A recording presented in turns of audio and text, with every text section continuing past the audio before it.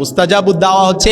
এখন দোয়া করছেন, মসজিদ থেকে বের হয়ে গেছেন, দেখছেন দোয়া কবুল হয়ে গেছে। সুবহানাল্লাহ। এই জন্য আমি মাজহারুল ইসলাম কয়টা আপনার দুঃখের কথা বলবো, কয়টা যন্ত্রণার কথা বলবো, কয়টা আপসেটের কথা বলবো, কিন্তু আপনার ভেতরে কি আছে, কি জ্বালা যন্ত্রণা আছে, কি আক্ষেপ আছে, কি আকাঙ্ক্ষা আছে, এটা আপনি সবচাইতে বেশি বলতে পারেন।